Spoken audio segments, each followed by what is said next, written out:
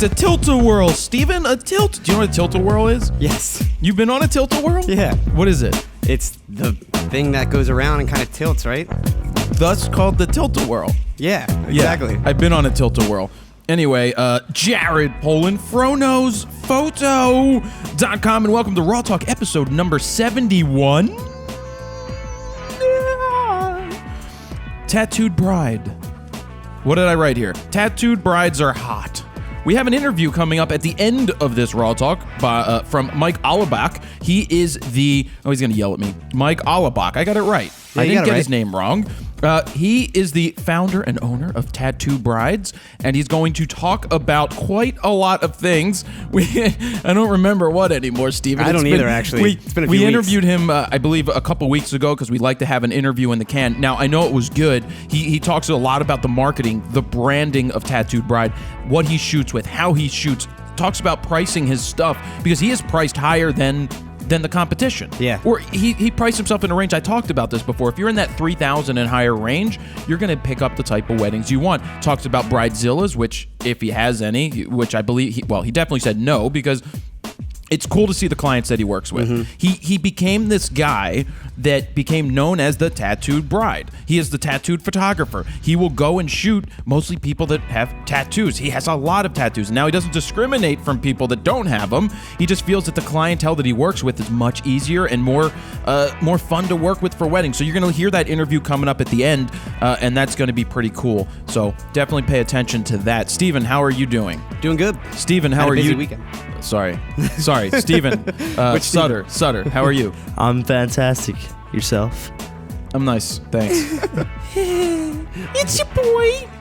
So, speaking of the Grammys, Jay-Z, you know, I watched, that was last night when we're recording this. We are recording this early. It's Monday. The reason we're recording it early, as we specified last week, is that I'm heading to LA tomorrow, which is Tuesday, for a photo shoot with Modest Yahoo. You are going to your brother's Wedding in New Orleans. Who's shooting it? I don't know. They got someone down there. Good. I don't even know who. Don't worry I didn't about even it. want to have to worry about it, yeah. Don't worry about I'm it. not. I'm probably going to watch them the whole time, though. You're gonna. Well, you always watch and be like, I know. Ooh, he's not taking the right pictures. I did that at Gizzy's wedding. But you don't say anything. You just let them do their job. And Well, yeah. But I was at Gizzy's wedding. Yeah. When Gizzy was getting married, obviously. and these photographers, I'm like, what are you looking at? Why aren't you shooting? That's the right picture. And they just kept missed the missing it. moment. They kept missing it. So then he showed me the album. He's like, so what do you think? I'm like, don't ask me that question, Gizzy. Don't ask me that because I can't lie. Don't ask me the question if you don't want to hear the answer. Yeah, he knew what the answer was going to be. Yeah. He was a little upset, too, with some of the stuff in there because it was... Well, is he also a photographer, too, right? Yeah, Gizzy's a photographer as well. So he was probably really strict on, like, as far as just what photographer to get. He wanted to make sure he got the right one. I just don't think that they captured enough of the moments, the candid moments. I just thought they were more the old school style pose photography. kind of Yeah, stuff? just stuff that... Anyway. Standard cliche. They were still happy with it, but he knows that it could have been a little better. But that's yeah. all right. Not a big deal. So you obviously watched the Grammys because you were Yep. live tweeting.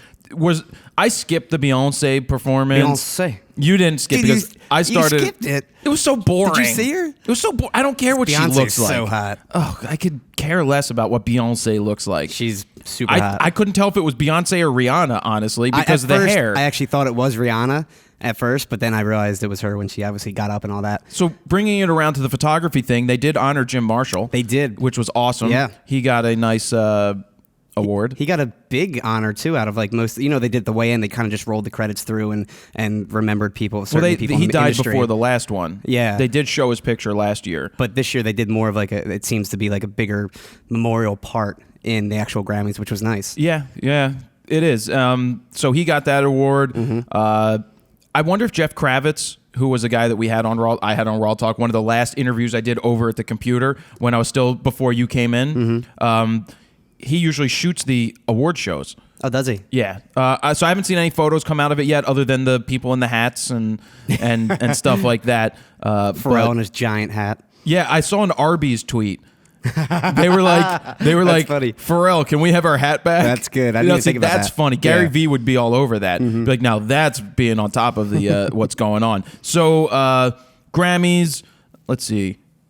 Oh yeah, I was listening to RAWtalk. it goes up at midnight. So you got it over to me around 10:30 or so last night. Something like that, on yeah. Sunday, because you were watching the Grammys and doing your work and live tweeting. And then I get it ready to go up online, and I don't listen to it until it goes live. I just make sure it works first. Mm-hmm. And then it came onto my iPhone, and I just turned it on just to hear it, to make sure it was good. And then it just sounds so clean. It sounds so good. We try. I know, it sounds great. Even Sutter over there sounded great. Whatever you do. Well, I work on Sutter's audio a little bit because with having 3 microphones, there's a little bit of background noise, especially in this super reflective environment that we're in. Woohoo! It's pretty bad. It's like just natural reverb all over the place. But anyway, with his, I usually cut and mute almost everything in between and just leave the actual spikes of audio that he's talking in. So it's not just constant, another noise level pretty much is what I'm saying. Yeah. Because it would sound a lot even more reflective if we left that whole background noise in. So I got stuck listening to it, and I listened to like the first 20 minutes, and it was intriguing because I don't listen to them back usually because we record them. Well, yeah, and we it's do them. Another hour and a half of your life. But I love listening to podcasts in the car, and I have to say that our podcast, compared to the ones that I do listen to, sounds a hell of a lot better than 99% of the other ones that I've listened to. I've actually never done a car test. I should do that one day. Oh, I haven't done that either. I usually do a car test on a lot of the audio I record. We need to do that. But do you think test. a lot of it has to do with the mics? I think the compression is most of it, and the mics too. I mean, it's good mics too. On top of that, but in the end, I think it's the custom compression that I have, like the preset for RAWtalk that we do, which just makes it a little more bolder, a little more richer, a little more crispier. That's cool. On the end, yeah. Yeah, that's how, and it sounds crisp and clean. Yeah. And anyway, we'll thank Rode for the mics again. Oh yeah. So we got that, and I just got stuck listening to it, and I was like, wow, this is pretty good. I'm enjoying it. So you shot Winter Jam, which is a Radio 104.5 on your dial. If you have the iHeartRadio app, you can look it up. Just type in 104.5 in Philadelphia. You can hear Steven do his music news, brought to you by Yinling Lager, or on other days, Yinling Light Lager. So you had the lovely, fun day of shooting out in the snow. Yeah, it was a nightmare at first. Well, it's funny.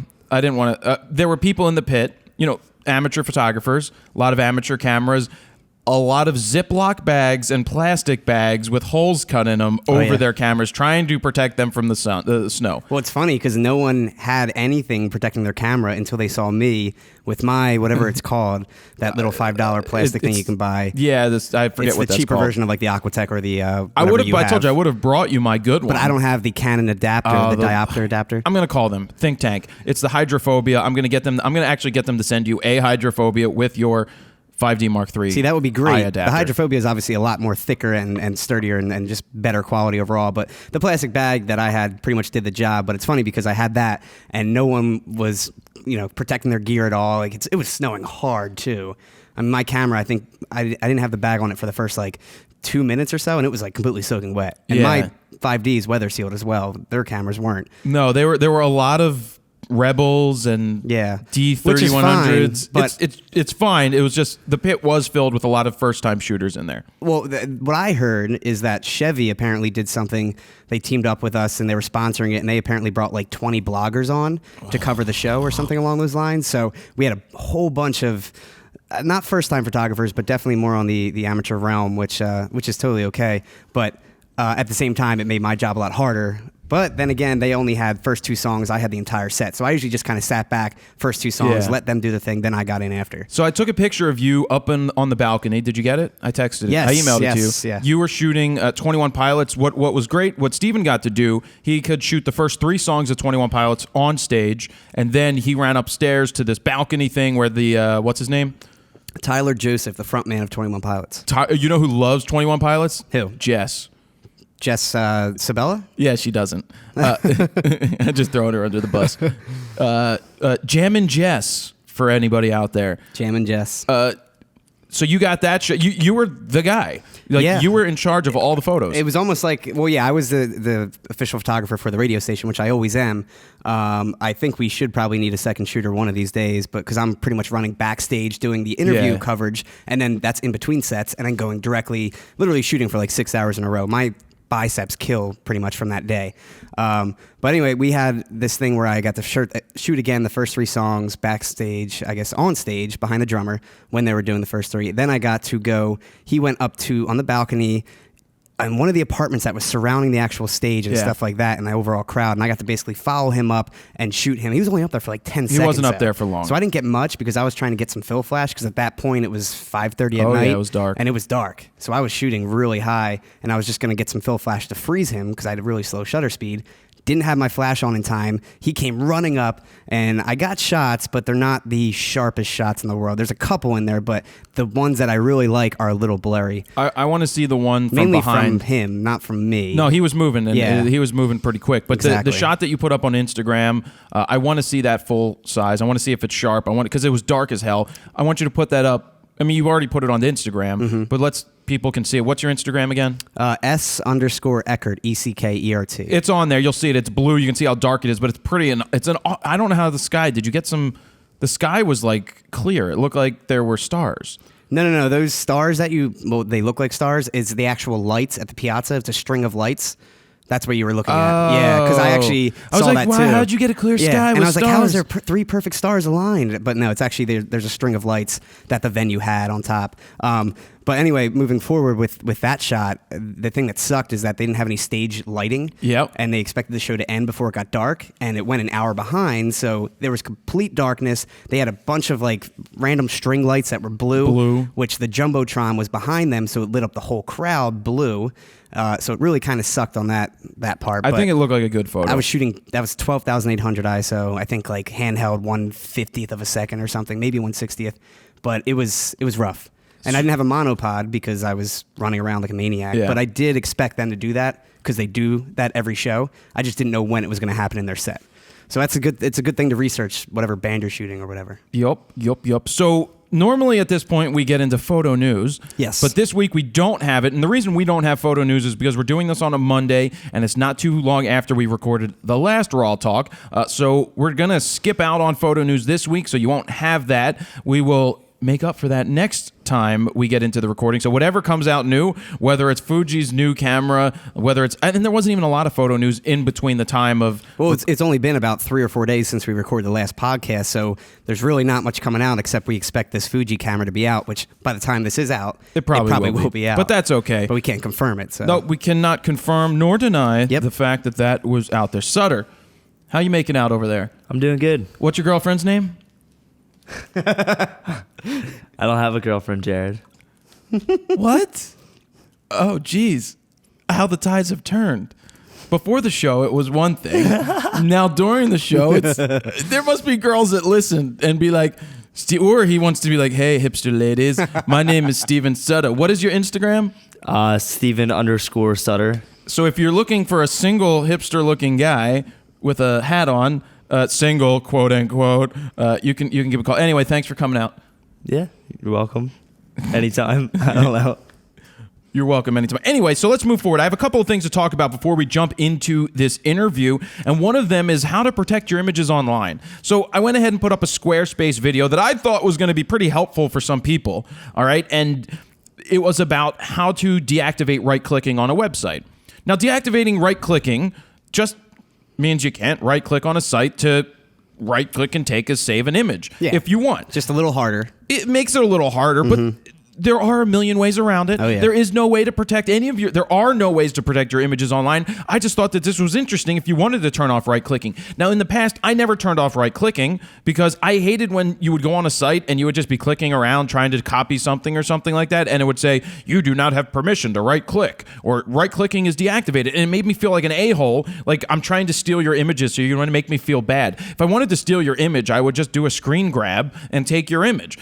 So I made the video, and I guess part of it in social media today is if you have the wrong title, if you breed negativity in a title, and I don't think I had negativity in it, but as a rule of thumb, if you put negativity out there in your tweet, your Facebook post, in your Tumblrs or wherever you put it, and in your headline of a post or your video on YouTube, you're just asking for negative comments right off the bat because you're putting people in the mindset of negativity already. And people will just feed off of that and just explode because if the first couple comments are negative, then you start seeing how everybody else plays off of those comments because now their perception has been changed. So what I did in the video was how to right click to deactivate so people can't steal your images. And that was the title.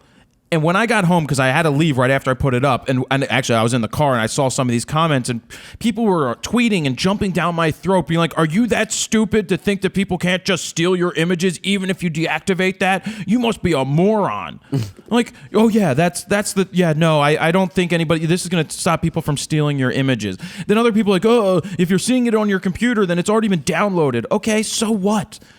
The point I was making was, if you would like to deactivate right-clicking to stop people from right-clicking, or it's from easily taking the images, then do that. So what happened is I took the video down because I didn't feel like reading the negative comments. I deleted all of the YouTube comments that were coming, and I didn't even read them because I didn't want to even worry about it. Right? So I got rid of them. I regrouped and I thought about how I could make the video better. So I went ahead and I did make the video better. And I titled it with to see how many people would actually comment before they read the title of the new one. And do you know what the title was, Sutter? I can look it up. Pull up my website, please. That's froknowsphoto.com. When he's getting that, I chose a different title. And you can see that there were people that left comments without watching the video. And that was the point of this title. What is it, Steven? It's coming up right now. Why is it so slow, Steven? I don't know. It's your internet. I guess I should have you have that open in the future. There was a Verizon truck out there earlier. Did they ever switch to... Well, I'm waiting for them. We've approved Verizon to come in here. Yeah, so now I'm just waiting. Your website says there's one surefire way to stop people from stealing your images online. Yeah. So I came up with, there's one surefire way to stop. And the point was to get people to watch the video. Because when you click on the video, I go, yeah, you want to know what the surefire way is? Don't post any of your photos online and nobody will steal them. Oh, is that what you said in the video? That's what I said in the video. That is the only way. I mean, once it's online, anyone can virtually take it. And then I talked about, hey, if you want to put on right clicking, you can turn it on. It's not going to stop people from doing X, Y, and Z, but it's just an option that if a normal, if a person that doesn't know what they're doing comes around and thinks they're going to take your pictures, then it will stop them. But I'm not, and then I said, I'm not worried about people stealing my images. In fact, I put up my high-res images on Flickr. I put up a lot of images on Flickr for people to share. If they want to print them, by all means, go ahead and print them. I don't care. Yeah. Right? As long as you're not trying to sell them or call them your own images, I don't have a problem with it anymore. But then the one thing I did say is, if you're doing events and you're shooting sporting events for clubs and things like that, you don't want people taking those offline because you're trying to sell them. So the one way around putting a big ass watermark on your image and things is to just say, why don't you try to sell all of the images beforehand? Why don't you go up to people and be like, it's going to be X amount of dollars, and then I'll deliver you all the high-res images, and that's it. Because that way, you take away all of the having to sell them after the fact. And if you can get a lump sum up front, it's a hell of a lot worth it than trying to spend more time in the end. Anyway, then somebody left a comment. I know I'm rambling. Somebody left a comment like, oh, Jared, another advertisement from Jared. Yeah, they're like, and so I responded to the guy. I'm like, yep, it's a plug for Squarespace. It is. What do you want me to call it? It's not an advertisement, it's a plug. And by the way, there was 5 minutes of talking before I even got to the end of the video where I said, hey, if you want to try out Squarespace with your 14-day free trial, go ahead. Use code FROTUBE. That was FROTUBE, or you could use RAWtalk. You could use either one of those to get 10% off your first purchase. So I responded to the guy with, do you sit there and watch Shark Tank, and when they go to commercial, do you tweet that, oh, Shark Tank just ran another commercial? Yep. And then I got another idea, and I was like, when you go to the movies, you gotta sit through. Do you get angry minutes. that you sit through a million commercials and then the trailers, and you paid to go to the movies? Mm-hmm. So you're paying to watch commercials?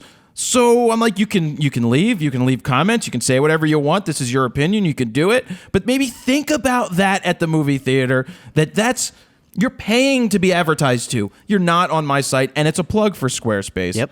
So it is what it is. It's the same as cable too. I mean, you're essentially paying for cable or Comcast or whoever your provider is, and yet when you're watching Shark Tank again, you're still seeing commercials either way. The other thing too, I was going to say, the right clicking option is kind of good and kind of bad at the same time, because with right-clicking enabled, there is a majority of people that don't know how to do screenshots. As simple as it is, there are a lot of people that don't know how to do it. On the other hand, if someone really wants to take your picture, they're going to screenshot it, and they're going to post the even crappier version, which is the screenshot, and showcase that to the world, where you could have them at least post the original, the saved version if they right-clicked and saved it to their desktop or something. Yeah, and like I don't that. even think so. It's kind of give or take. It's pros and cons. It's I went whatever. to try that on Squarespace. I don't Yeah. even think you can right-click and say save as, but it's going to save the HTML. Oh, and it's I'm not gonna gonna- save as a JPEG. And I'm not going to dive deep into finding it on my computer, because you can, but I don't want to take the time for that. So Yeah. it's not a big deal. But on the one image on my main page, you can literally click it and drag it to the desktop.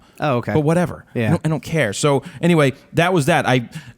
Sometimes you put up videos, when you have 1,500 videos, some people jump down your throat on, occasion. And in this case, I thought, you know what? I'll just cut it off. I'll just take it down and make it differently. And maybe it was my fault for how I worded it. And that's just what you learn as you're doing the internet. And this is for anybody out there, for any type of marketing or any type of photography thing or whatever you're doing online. You have to be careful with the titles, and you have to be careful that people don't perceive it wrong. And it may have been the words I used, but I think it was mostly the title and people not reading what I wrote about Or watching the video. Yeah. So when one person started to jump down my throat and then everybody else started piling on saying how much of a moron I was like, okay, forget this. I'll just delete it. Well, I think a lot of people too have the intention of commenting something negative when they see the title automatically, again without watching the video, and then once they usually go onto YouTube, or just see if someone had already commented their thought, and then they just feed off that and they just go, But if no one commented that yet, usually a lot of people will tend not to do it until that one person does it. So a lot of it is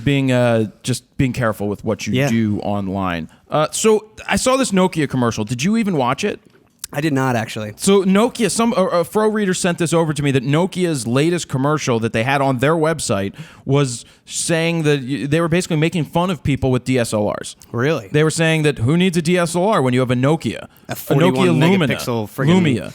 Yeah, crazy camera. Who needs that? So they're showing a bunch of people at the Eiffel. One's at the Eiffel Tower, one's in London, one's at the Statue of Liberty, and then the guy that they're showing in London has like a 300-2.8 Canon on his camera. An excellent choice. Right, yeah, great choice. But nobody traveling, they're like, why carry around clunky equipment? Why carry around big equipment? Then you have to, and then they hand it to somebody else to try to get pictures. And the guy's like, I don't know how to work this. They're like, so you hand somebody the camera and they don't know what they're doing. So the guy hands it back and he's like, I've got a Nokia. So he pulls it out. And then, of course, the first thing they do is crop everything. And it automatically looks somehow amazing looks when they amazing. crop it 50%. They're like, it's full auto, or you have full manual controls. But you're looking at a camera, you're looking at a screen of a phone. You can't tell the exposure. You can't figure this stuff out. But the point that they were making fun of photographers, DSLR photographers, was a joke. Because if you think that I just loved how they cropped everything. That's all they do. They take pictures and they crop. It's not even. Rather have a 8 megapixel sensor with a zoom lens on it. That's better. You're gonna see. Obviously, this is changing. But anyway, that was about it. That video, I sent you the link. Put it up on the site too if you can. Well, it's like take a D800 and that's 36 megapixels right there. Crop in 50%. It's still not going to be nearly as sharp as what they're claiming the Nokia is. You know what I mean? Like they're either or. They're not going to be sharp. Who needs a DSLR when you have a miniature sensor of a Nokia Lumia? When you have a sensor that's about a 16th of the size of full frame. Right. So that was that. That's just bad. I mean, that's their marketing, but it's pretty bad. Yeah. Because I had to figure out, was this a spoof or not? But it was literally them trying to tell you that it was whatever. Well, I wonder if a lot of consumers are believing the hype. I wonder if they're actually purchasing that smartphone specifically for the 41 megapixels. Or Usually, whatever. yeah. But the problem is that it's a Windows phone. Yeah, it's funny too because like my friends, like the Android users or whoever, like Nokia users, they'll come up to me and be like, "Look, this camera is blah blah blah," and I don't even take the time to explain it to them. I'm just like, whatever. Like it's not going to be better than a DSLR. Sutter over here has a. You know what? I don't understand with these kids. They love their Android devices. I mean, my roommate's a PC dude in general, so he just likes anything Android and completely hates Apple in general. But I don't have a problem with Android. But I don't have a problem with it. It just seems that the iPhone and just the stuff works. I'm a PC guy, and I love the iPhone. I really do. What is your reasoning of how many of your friends have iPhones? Probably more iPhones than Androids, at least in like my friend group. What about your girlfriend? iPhone. You have a girlfriend? Stop. I'm sorry, I'm busting his balls. It's like the little brother I never had. See, I'm the youngest son. Like I have an older brother, and then I'm the other brother. Did There your are older two of brother- us. You're probably lucky. Pick on you all the time. Oh, did he pick on me all the time? I was the younger brother too, out of all of my brothers, pretty much. Yeah, my arm hurts still from getting punched when I would score in NHL '93, and he would punch me for scoring. So I used to let my brother kind of win sometimes because I got tired of getting punched in the arm. Go ahead, my phone's ringing. Let's see if it's UPS again. Nope, I don't know who that is. No Postman Fro package. No, because I was waiting for something, but oh well. I don't know who that is. I'll hang up. What were we talking about? Androids. Androids, yeah. You never finished your question. You asked me about my friend group, and Well, I was just I feel that a lot of younger people like Sam Green and you guys love using these new Samsungs, but whatever. I'm going to skip past it. I don't want to talk about it anymore. okay. I do have a quick rant. I don't want to actually do it. Should I do it? You're gonna do it because you're talking about should I do it? And But you should I do it? always say that, and you always no, do because it. it's not really photography related, and I want to talk more photography. I don't Well, think you should do it either. I think it's not a great rant, Okay, I'm skipping the rant. I'm going to go with. and I feel like we've talked about that several times. We've never talked about the Yes, we airplane have. people not giving you nuts on a plane and charging you for have. stuff. All right, so it is Gear of the Week time. Let's talk about refurbs because I get questions all the time about people saying, should I buy refurb lenses? And we talked about this before where you own a lot of lenses that are refurbs. I own a lot of lenses 75% of them, yeah. that are refurbs. The Nikon and Canon are doing a lot of refurbs these days that I know that Adam Lerner bought his 5D Mark III as a refurb. Great price he got, well, too. not only did he get a great price, but Canon was running a direct. They were doing a thing where if you trade in a broken Canon digital camera, they'll give you another 15% off. So he had this like And it could be 8-year-old any Canon camera. He had an 8-year-old camera that was broken, and he sent it in, and he got his 15% off. I mean, it's just insane what they're doing. Now, it's hurting the mom and pop stores like Allen's. Yeah. Allen used to get refurbs from Canon, and that was the greatest thing to do for a store like him because he would get these refurbs in, and then everybody would take advantage because the prices were great. They get 70 to 200 2.8s. They get 100 millimeter macros. You know, they had amazing stuff, and they're screwing the little guy because they're starting to go direct, which is tough. But Allen still has all the new gear. Go to allenscamera.com, please. If you're looking in the United States to pick up anything, they've got it. Pricing is going to match the big boys in town because they can do it. Plus, they're a mom and pop that can help you out. We haven't talked about it in a while, but go to allenscamera.com. Talk to Alan, Brandon, Marlena, or Rob. But yeah, the refurbs are insane what they do today. I would buy a refurb directly from the manufacturer of a camera. I definitely would. I would 100% buy refurb lenses. And there's very few other things I would buy refurb. I wouldn't buy a hard drive refurbed off of Newegg. I wouldn't buy printers refurbed. I wouldn't buy most electronics refurbed. I wouldn't buy TVs refurbed. I usually just go straight new for most items, but yeah, lenses, I feel like, I mean, they're workhorses. They can last forever and still be fine refurbed. Or you send it back and get it repaired. Exactly. So speaking of refurbs, Adam and I were looking at buying new iMacs. And we were pricing out a special made machine, the 27-inch iMac, and we were waiting. And then he called me and he's like, the exact machine we're looking for is in the refurb store right now on Apple.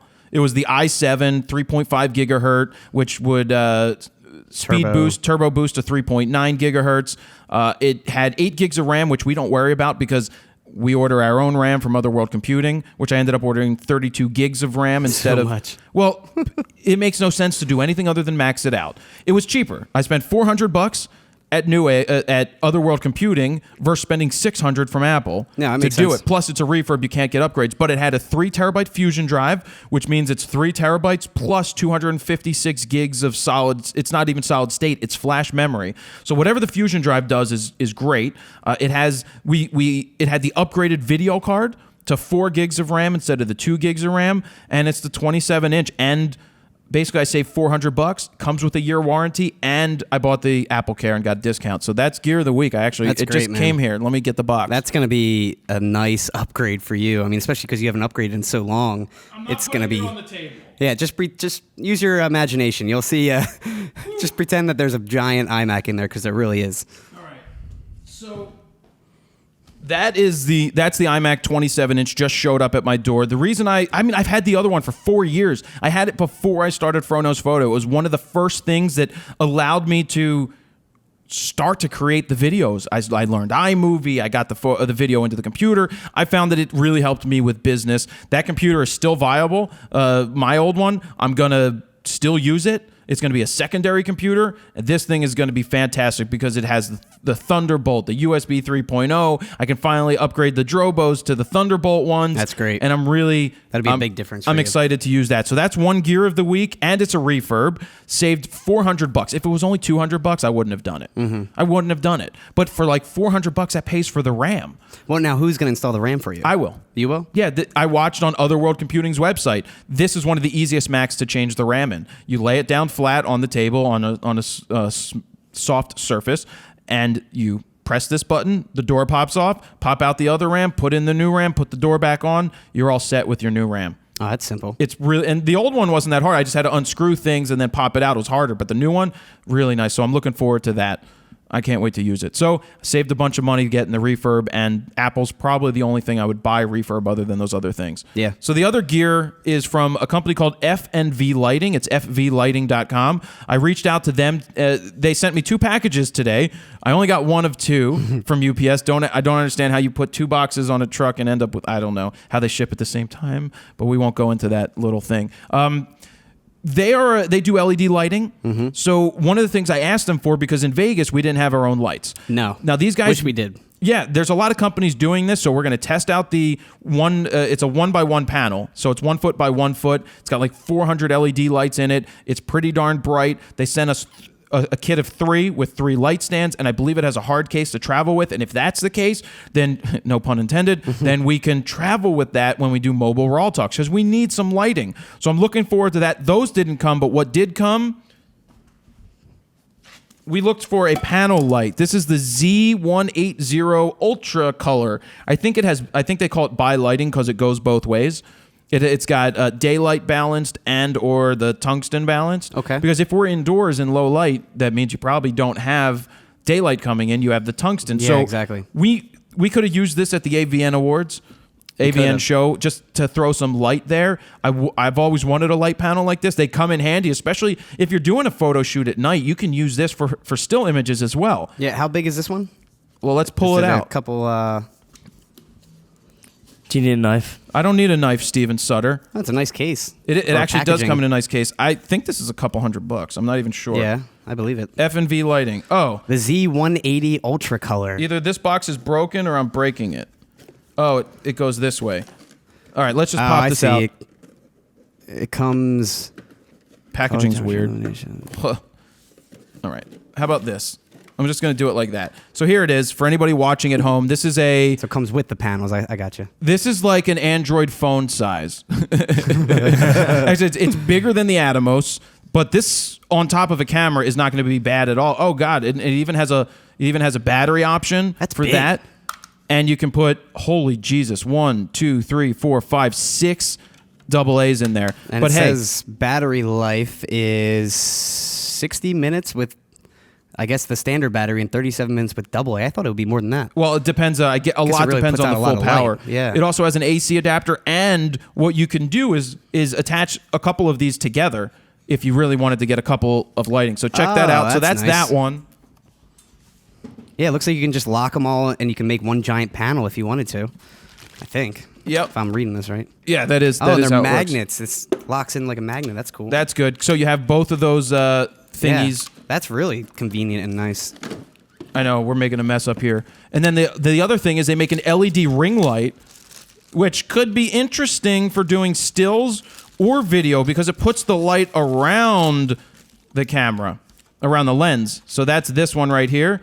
I don't know. They sent a bunch of gear I asked for to test out, and we're going to do that. So, wow, look at all these LEDs. That's a big ring flash. Well, It I is a guess big- that's the standard size. But Does this one take I never AA? had one. It's I got to figure out how to make this one work. What does it take? AA? I don't know. It says AC, which obviously doesn't come in handy when you're shooting. Yeah, when you're out on the fly. location. Oh, the magnets are great. Yeah, the magnets are really nice. I'm going to have to figure out if this is battery powered or what, and if it came with the battery. Well, it looks like the battery will go there, right? Well, yeah, that's where the battery goes, and I got to figure out if it did come with the battery. it comes with the AC power. I'll have to ask them. I'm sure it does. Well, I don't think it comes with it. I got to figure out what it comes with. All right, let's clear the table, Steven. Please, as we take a minute to do this. They do feel very good. Yeah. So that's that. We got to try those things out. That's Gear of the Week. Talking about the refurbs. It's time for Wheel of Fro. Wheel of Fro. How we doing on time, buddy? 30 seconds. 30 seconds. Don't wait till 30 seconds to change the clock. I stopped a couple minutes early. Yeah. Look at this kid. No, I think you're saying 30 seconds till like 2 minutes or something. Yeah. Oh, just reset the damn... You're standing there already. He's fine. Come on. So we're going to get to Wheel of Fro as soon as Steven's ready and he can walk past all the junk that I put on the floor. I can't wait to get those panels. I got to see about those lights, whether you have to use a... The ring light, I didn't see a place to put batteries. Oh, I'm sure they have their own battery. I mean, Well, it I had a can't battery see. pack, but I have to see if that's the same one that the Atomos uses. It may be. We'll have to take a look. Could be. Yeah, I don't know. I have no idea. All right, Steven, while you're here, it's time for the Wheel of Fro. With the extra stuff on there that we have, because last week we added borrow lenses, and we added...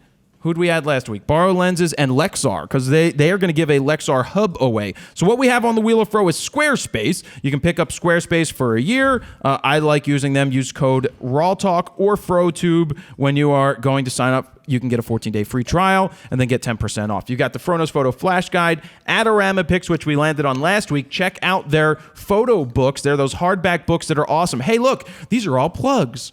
But the funny thing is, like I said last week, nobody is paying us to put this stuff on the wheel at all. I reach out to them and ask for it because I think it's good and they get something out of it and you guys get a chance to win something interesting as well. So we've got the beginner flash guide. We got Think Tank Photo up there to get a nice bag. We landed on Rode last week, so somebody landed on that and is getting a nice microphone. Back to borrow lenses and Lexar hub, that is there. And the question mark, which nobody has landed on yet. So... Oh, I didn't tell you what happens if you land on the question mark. If you land on the question mark, you get to pick anything you want off the wheel. Is that new? No, we've had that? No, that's been on there since day one. Oh, maybe because your face is behind the thing. Maybe because I can't see you every can't week. see anything. So this week, I put up on Facebook that if somebody liked the last week's RAWtalk, they will get a chance. One person will get a chance to spin the Wheel of Fro. And this week, it is Dun, dun, dun. Dakota Flora. You are getting a chance to spin the Wheel of Fro right now. Is it my turn to spin? You're good. Wheel of Fro. All right, that is a massive Jagunda spin, and I'm getting dizzy from all of the psychedelic lights spinning around. At home, we don't actually have psychedelic lights, but where is it going to stop? I just passed. I don't know what it passed. It is stopping on, hopefully not mine. I mean, if it is mine, I'll give them both. I always say that. Where's it going to stop? It stopped on a Think Tank bag.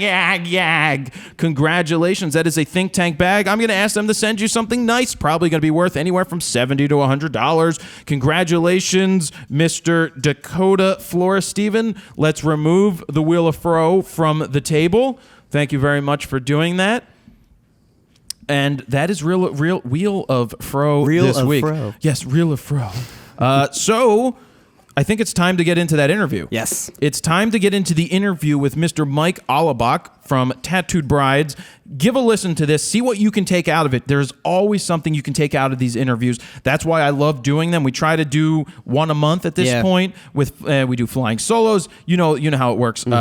Whatever we can get people either on location or location somewhere else or here. We don't want to do the Skype interviews. That is no fun at all. So enjoy this interview with Mike Allebach. I think you're going to take quite a bit from it, and definitely check out his website. You can Google Tattoo Brides, and you will find Allebach Photography and how to spell all of that. So here we go. Let's get into the interview. All right, I am sitting here with Mike Allebach.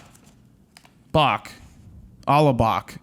Did I get it right this time? Yeah, you got it right. I better get it right. I asked Mike to come in. I guess we've never been formally introduced, which is interesting, but we've been around each other before. I think a couple of help portraits over at the Chosen 300. Yeah. A couple years. I did it 2 years ago, and I did it this year. And also, you helped Jaleel, or you made that video of Jaleel. Yes. What for anybody who doesn't know what video you made? A behind the scenes look at Jaleel's story. You cut it up. It was a couple minutes. Why'd you do that in the first place? Well, I had done the help portrait with Jaleel, and I actually really didn't know his full story. I had looked at it online a little bit, but the details were a little vague. So I'm like, well, I've known Jaleel for 3 years now. Let me sit down with him and find out his story. So I didn't even ask him his story beforehand. We went to a sushi restaurant. He loves sushi. Yes. And I held, handheld the Nikon D600 in my hands while we were getting served sushi. And I just put a little mic on him, like from Radio Shack, and we did, recorded his story. No, that's cool. And that I saw that. I honestly didn't know you did that until today. I don't know why, but that thing went all over the place. It was everywhere. But let's talk about your business. What is the name of your business? It's Allebach Photography, and I photograph mostly like tattooed brides. And you have that website, right? Yes, Allebach Photography. I also own tattooedbride.com. It's an awesome branding thing. I mean, I know from shooting weddings that some people, like the mother wants the tattoos covered up, and they spend time putting makeup over it. Like who cares? If you got a tattoo, you want to show it off in the first place. So what was your thinking between trying to brand yourself to do the tattoo weddings? Well, I was actually like in a punk rock band in 1998. What were back you called? in high school. Ivan and the Reds. Ivan and the Reds? Yes. Did I hear of you before? We weren't communist, but did you have a logo? Yeah, it was just we had many logos because I was a graphic artist and I always got tired of our logo, so I kept on remaking the logo for our band. I got to go look one. I got to see some of those. Yeah, definitely. The T-shirts were probably pretty cool. Yeah, I actually we had a T-shirt with all the band members on it, but it was so like grainy, back when super grainy was cool. Yeah. And that was when those out of focus shirts were big. Yeah. You would look at them and be like, "Oh, what's it say?" "Oh, it says out of focus." So back when I was in this punk rock band, I just was exposed to different subcultures, and then I started doing wedding photography in 2006, and then by 2008, I had this idea, like, let me go out and shoot some tattooed brides. At that point, I didn't see anybody doing this kind of photography. There was nobody showing tattoos in wedding photos in 2008. So I actually was listening to the radio one day, and I heard Philadelphia's hottest tattooed girl, Charmaine. Well, I used to walk home with a girl named Charmaine. So I looked her up, same girl, and I called her up and I said, "Hey, you want to get in a wedding dress?" And now you're married and have 3 kids? Yeah. With her? No. I was just checking. So, yeah, I got her in a wedding dress, and we did this shoot, and from there it kind of exploded. So you shot that. Where did you put the stuff to get seen? I actually just put it on my website, and then people started telling me there's this kind of these new websites coming up that are focusing on alternative brides and brides that want to do something different, offbeatbride.com and Rock and Roll Bride. Both of them were like the first sites, and they came around in 2007, 2008.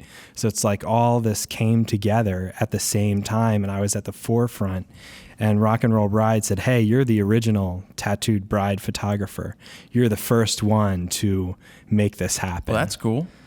So, no, that's awesome. It's just with weddings, it's like you get to that point where they're all mundane. Not all of them. Some of them are mundane, and it's just so by the book. And why would it change just because somebody has a tattoo? They want to have their alternative style wedding. They want to have. Are they more fun? Yeah. Oh my goodness! All my second shooters are like, "I would love to have your clients," because every wedding is unique. I do pagan weddings. A lot of my clients are agnostic or atheist, but they all bring these ideas into their wedding. So it's not like I'm doing Catholic weddings every weekend. I still do traditional kind of weddings a little bit. I got to interrupt you. Are there any Jewish weddings? I do actually a lot of mixed weddings that are like it's Jewish and maybe atheist or Jewish. For anybody out there, the reason I ask that is, generally speaking, Jews that are observant are not supposed to have tattoos. They're not supposed to be branded. Now, that's just an old school thing. It's the only reason I brought it up, because a lot of Jews, Adam Rosenberg has covered head to toe. If anybody knows Adam, scratchandpaint.com. Yeah, so I do some, but they're definitely very open and not I don't really do traditional Jewish weddings because of that. Right. So what are some of the strangest things you've done at a wedding? Like a strange request that you thought was just off the wall? It's more been the locations. I did one of the most interesting ceremonies that I did was a pagan ceremony where they had different rituals in 4 corners of the property that they went to each of the 4 corners. I wish I knew more about what they were doing, but they were like throwing ashes and things like that. That's interesting. Well, I saw in the magazine you were showing me. What magazine did an article on you? Rebel Inc. And they put how many page spread was it? It was 4 pages total. Yeah. So that stuff looked great, but I saw some Night of the Dead painting on people's faces. Yeah. What was that all about? So my clients actually came to me after their wedding and they said, we want to do sort of like a trash the dress, but we want to make it Day of the Dead. So the week of Day of the Dead, which is around November, I think, we went out to a cemetery. They actually went up in corpse paint, and we put the shoot together, and we did this shoot in the cemetery. And then we went through downtown Westchester, down the main street with them in the corpse paint. And people were like coming up and getting their pictures taken with them. It was a lot of fun. So what type of gear are you shooting? Because you said D600 when you shot Jaleel. What do you and I've seen on your Instagram that you used a 200 f2. Was that a Nikon or a Canon that you were using that time? Nikon. Oh, you're all Nikon? Yeah, I'm all Nikon. What are you shooting with? I shoot with the 700 and the 600 right now. I rent gear when I need extra. The 200, I wish I had 5, 6, whatever it goes for. 200. Yeah. So I rented it for some weddings that I actually needed to throw. They basically told me I was not allowed to walk past the last bench in the church. So I'm like, well, might as well have fun with this and rent it. I had 3 shoots that weekend. So 3 shoots. How many weddings a year are you doing? A little bit over 30 right now. That's not bad. I know we talked about pricing. We're not going to talk about pricing on here, but do you post pricing on your website? Actually, at the moment, I don't. Well, that's a good thing. Yeah, I like getting people in to talk to me first. And, if I'm out of their budget, well, I can at least give them some recommendations. And maybe because I met with them, they're going to refer me to somebody else. Or maybe you just feel like I want to shoot their wedding and they'll come up a little bit and you'll come down a little bit. Yeah. And I've had a lot of people actually say, well, I can do this kind of trade for you because I work with a lot of artists. So sometimes I trade with artists, to help their price come down a little bit. So when it comes to the whole branding and marketing, because obviously the tattoo bride thing it's a great idea, and you put it into practice very, very well. I love the concept, but what are some things that you've done that are different, thinking outside the box to market with it? Well, guest posting in 2013. Guest posting has been killer for me. I've done 2 guest posts with Offbeat Bride, and the last 2 weddings that I've booked, they've both said that reading my guest post is why they booked with me. Nice. So you're also big in the blogging on your own site? I'm actually, I kind of took a break this year from blogging on my own site to do some guest posts and some different things. But 2014, I'm going to do more blogging on my own site. And when we talked about every year the tattoo show comes to Philly, and you take out a booth there?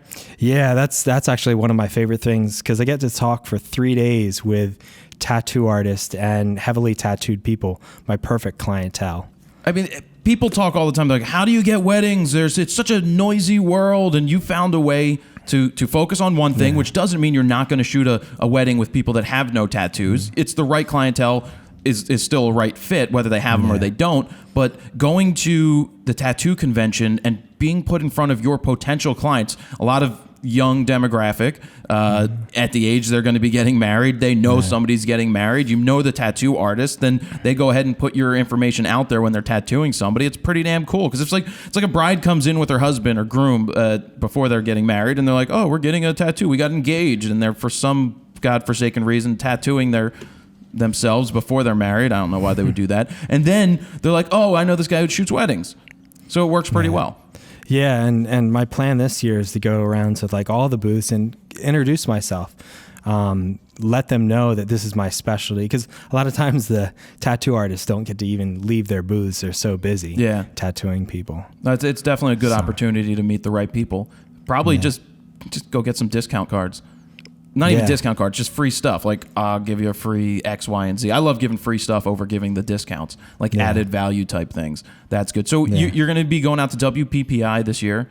You're going to be speaking on your own? No, I'm actually speaking with Jaleel. We're sharing the stage. We both were winners of the 2013 I Want 10 competition, which was where we each got 10 minutes to present on stage. And so we were up against 5 other people.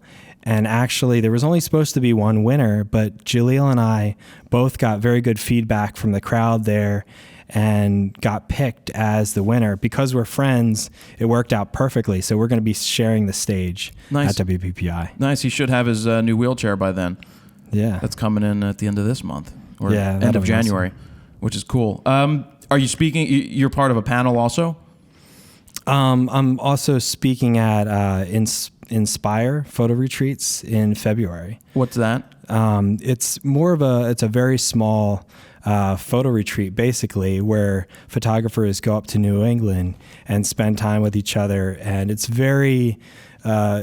just a more intimate setting where they can interact with everybody all weekend. That's not bad. So do you enjoy the teaching aspect of it? I do, and I really enjoy the smaller group size of, say, an Inspire. I just love getting to meet people and hearing their stories. So let me ask you, where did photography come in for you? Like, what snapped? Like, why'd you start doing it? I think growing up, my family took a lot of trips, in our minivan around the United States, and I had just a little 35 millimeter, probably no focus on it, and I enjoyed taking photos. And then in 2001, I became a graphic artist, and they actually let go of the person taking pictures where I work. So it all fell on me, and I had to figure out how to do product photography, and I would use those 500-watt work lamps and bounce them off of bounce cards to light product photos. So you basically are self-taught? Yeah, a lot of, in the beginning it was photo.net and this site called Use Film. I'm not sure if Use Film is around anymore. I have no idea. I haven't heard of either of them. Well, I'm sure photo.net I've heard of, but I didn't hear the other one. Yeah. So what is your ideal, can you run us through a day of a wedding? Like, what do you do? Do you do anything different than a normal wedding photographer, because that's like saying what you do is abnormal, but is there anything that's sort of unique about the day that you do that you don't see in a quote unquote normal wedding? I think the way that I interact with my clients, they have a certain comfort level from the very beginning. After they've met with me, they know that their ideas for coming up with creative ideas are safe with me. So they'll come to me with some different ideas about their wedding day. A lot of what I do is very similar to other photographers. What I tell people is it's my clients are what's different for my business. My photography may not be that different, but I really work with the clients in making them feel safe and making them feel like it's okay to bring their ideas to me. At the end of the day, I get in the crowd. I shoot a lot with even 16 millimeter in the crowd when they're dancing, and people really, as in video or film, just the photos. Oh, okay. I just really get when they're dancing, I really get in there and. So you're not the kind of guy that's going to stand on the side and just shoot from the outside. You're going to get in there and get those. The interesting shots that most people don't get in there and get. Yeah, during the dancing, I'm just on top of everyone, and they perform. They ham it up for you. They go crazy. So it creates a really good energy during the wedding. Do you find, what do you deliver to a client these days? Do you still do albums? Are you giving proofs? How does it work for like the modern bride? Yeah, I'm still doing albums. I use Fineo. And I also give them files still on I'm old school, so I use a DVD. I haven't switched to a USB stick yet. I know they're all the rave, but what DVDs kind of files are you giving them? Just JPEGs. Full res? They're full res, they're unwatermarked, and then everything I put out online, then on the website, at least for them to look at, has watermarks, so that when all the friends and relatives download the pictures, they're all heavily watermarked. But what's your thinking behind giving? Because you have some of the photographers out there that are like, I'll never give digital files. I don't want to do that. Then they'll never come back to me to buy stuff. Do you worry about it? Well, I'm actually kind of split on that, because for my portrait clients, I actually make them order prints before they get any files. So Are people still ordering prints? Yeah, I love the huge metal prints. Yeah, the aluminized prints. Yeah. So I do a lot of those from Adorama Pics. Yeah, they look pretty good. So I push those pretty heavy, and we have a lot of big ones in the studio, a lot of big canvas in the studio. So I sit them down, because I think if you don't get sat down with a photographer, they're not going to ever order them. That's what I found, at least. Like, it takes them forever to go through, and then 5 years down the line, they've never ordered anything. They've done this session, but for what? So you take the time, because I've seen the same thing where I got tired of doing albums because everybody would take a year. It always took a year. It would always take a year. It didn't matter. Like, the wedding's over, you send them a design for an album, and they never get back to you. And you're always forcing it through. So how is your pricing? Because with pricing online, everybody can go online and say, oh, look, the prints are like $1 for an 8x10. How are you pricing your stuff out? It's definitely, it's a lot more than they can get it at Rite Aid, So I price it out. I don't know the prices offhand, but it's more. But it's not like back in the day it was $100 for an 8x10. Yeah. Or are you that much for an 8x10? I'm probably just a little bit less than that. All right, but are those the metal prints or just a regular print? That's probably about the price for a metal print for an 8x10. Sure. So that's pretty fascinating that everybody's still buying them. So you do that beforehand. They get their prints, they buy them, which is I think a change from what's going on, because a lot of you talk to the lower end. Like, I know that you and I talked about pricing. I'm not going to talk about what you price your things at, but I told you that it was like it made sense. We talked about how when I did weddings, it was better to be priced higher than the $1,000 wedding, because then you're stuck in this area and it's just like you can't really deliver a lot, and people don't expect a lot, but they just want something inexpensive and cheap. And when you price yourself at a higher point, one, you need to do less weddings to make more money, and that just works out a hell of a lot better. But with the files, it's pretty cool that you still get people to purchase prints, which is great that they are doing that, and then they get the files to go ahead and do what they want with. Yeah. Do they do whatever they want basically with it? Yeah. And I'm not one of those people that gets really uptight about what they do with their files. I tell them the only thing you can't do is you can't sell them to People magazine. Right. So you need to get paid first. Yeah. If they decide they want to do that. Have you done any celebrity quote unquote type weddings? Not yet, but one of my brides is on the Best Ink show right now. So she's competing for $100,000 on Best Ink, which is, I think, on Oxygen Network. So, but I photographed her in 2012. Nice. No, it's really good to have a niche. It's great to be known for what you're known for, which is cool. Where do you find people find you the most now? Do you do advertising other than the guest posts? What else are you doing to get your name out there and to get people to see what you do? Yeah, I've done a little bit. I do a little bit of Facebook advertising every year. But what I tell people is don't advertise for likes. Don't advertise for likes. Get them off of Facebook. Because when your clients are on Facebook, you're not making money. You have to get them off of Facebook onto your webpage to actually make money. So I do a little bit of Facebook advertising, and then I do a little bit of blog advertising in the blogs that are feature a lot of tattooed brides. Sure. Well, that would be a good place, and just getting on there as guest post works. Now, when you're talking about, because I do a ton of Facebook stuff, not really sponsored posts, but getting people to where I want them to go on my website. Are you doing more? Are you doing targeting? Are you targeting a specific demographic? Are you targeting people that like tattoos, that follow certain tattoo artists? Is that what you're doing? Yeah, I get really, I have a really narrow window. I go after people that are tattooed or like tattoos.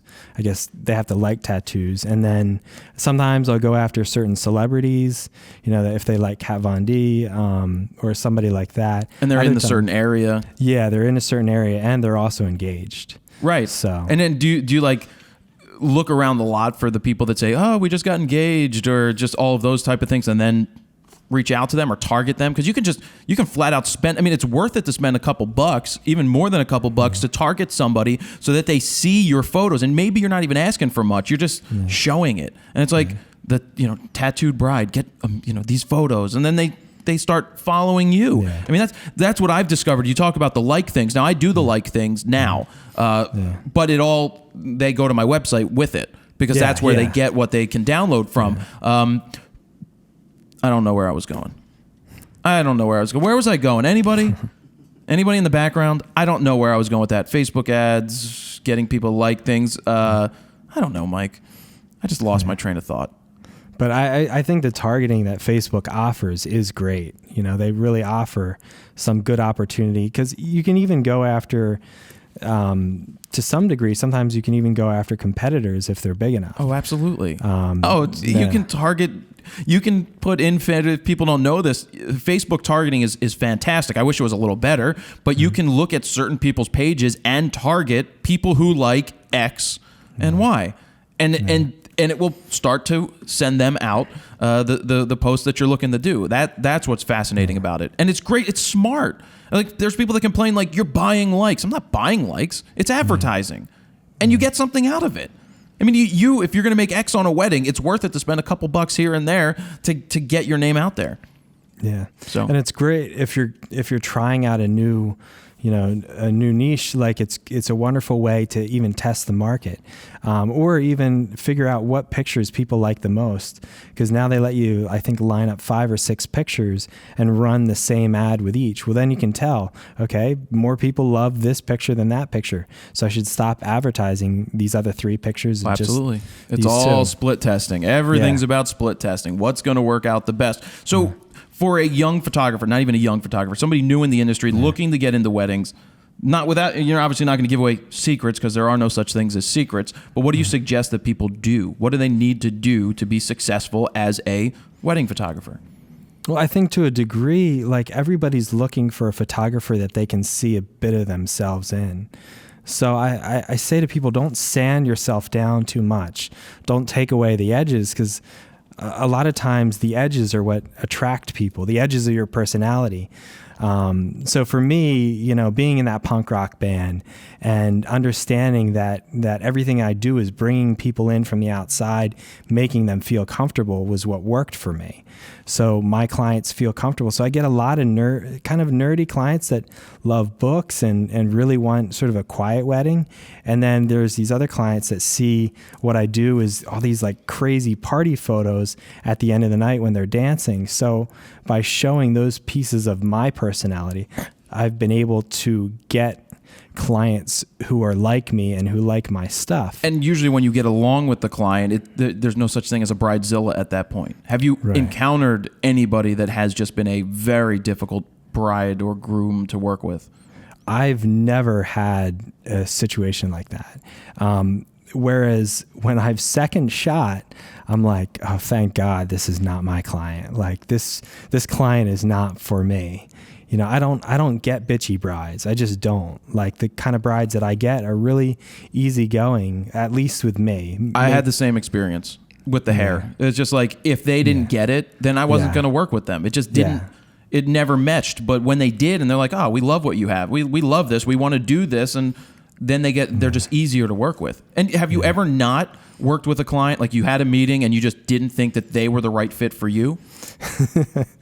Yeah, I mean, I had a meeting the other week where, the client showed me some pictures of ideas that they had, and I think they read my expression from my face without any words and realized I was not a good fit, because it was not me. They were trying to place another idea of another photographer on top of me, and that's immediately I'm sure my face said everything. But with weddings, it's one thing to take every single wedding that comes along. You'll find that there's issues when you do that.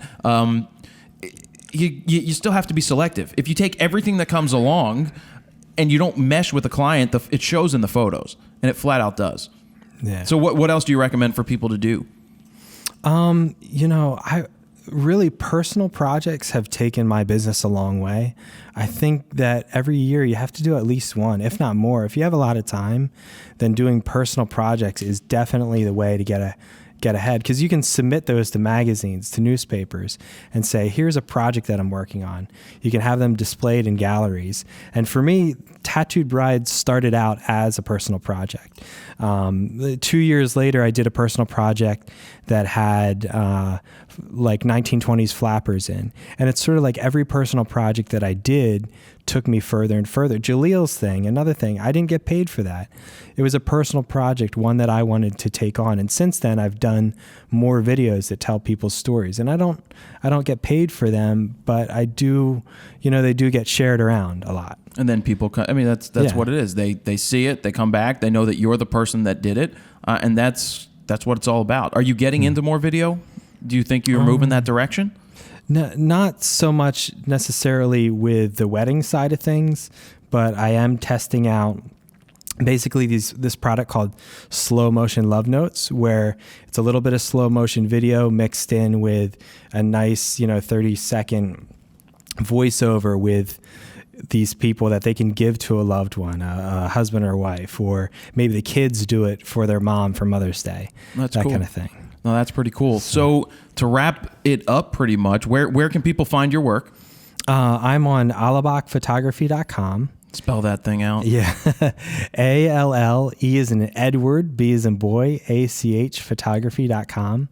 You can always just search Tattooed Bride. That's what I did. Easier. That's what I did. I was like, oh, look, Tattooed Bride.